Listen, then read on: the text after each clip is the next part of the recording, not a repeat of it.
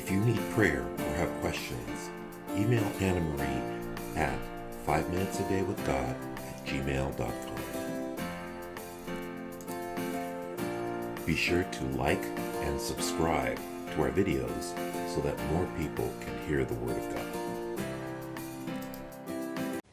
Hi, this is Annamarie Valles, and you have found 5 Minutes a Day with God.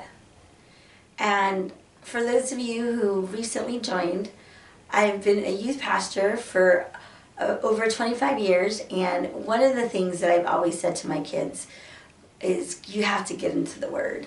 If you want to grow, you need to get into the Word. And many of them over the years have responded, but I don't have time. I'm too busy. And so I coined this phrase, can you give at least 5 minutes a day? Just 5 minutes a day. So I started this in order to encourage them to get into the Word. And because honestly, it's hard for us sometimes to know where to start, or when we get into the Word, we don't know what it means. So thanks for joining me, and spread the word and tell your friends, and subscribe and like. Good morning and welcome to Friday.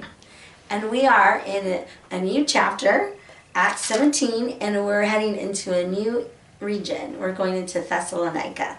A couple things about Thessalonica. Like Philippi, it was an ancient city, and it was a really thriving city with the Hellenistic period. And it was a free city by the Romans in 42 BC, and had a Greek pattern of government rather than a Roman government. So just kind of keep that in mind as we read. And so they had their own assembly, so they were able to do their own laws and didn't have to wait for the Roman government to step in. And it had a Jewish population, so that was significant for us to know because it has a synagogue. All right, let's read 1 through 9. When Paul and his companions had passed through Amphipolis and Apollonia, they came to Thessalonica, where there was a Jewish synagogue. As was his custom, Paul went into the synagogue, and on 3 Sabbath days he reasoned with them from the Scriptures, explaining and proving that the Messiah had to suffer and rise from the dead. This Jesus I'm proclaiming to you is the Messiah, he said. Some of the Jews were persuaded and joined Paul and Silas, as did a large number of God-fearing Greeks and quite a few prominent women. But other Jews were jealous so. They rounded up some bad characters from the marketplace, formed a mob, and started a riot in the city. They rushed to Jason's house in search of Paul and Silas in order to drag them out of the crowd. But when they did not find them, they dragged Jason and some other believers before the city officials, shouting, "These men who have caused trouble all over the world have now come here." And Jason had welcomed them into his house. They are defying Caesar's decrees, saying there is another king, one called Jesus. When they heard this, the crowd and the city officials were thrown into turmoil. Then they made Jason and the others post bond and let them go. All right, so what's interesting for us to know, so a couple things to note, is that the Jews were okay rejecting Jesus. They were okay with that. But where it says other Jews were jealous, what they were jealous about was a large number of Gentiles that were coming to know Jesus because of this. And so I just thought that was kind of funny, right? They're like, we don't want this Jesus, but we aren't really comfortable with you either finding this Jesus. And so that was kind of their motivation for jealousy.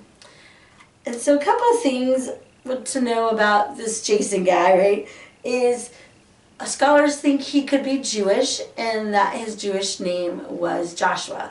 So we'll see a lot how people interchange with, they have their Jewish name and then they have their Greek name.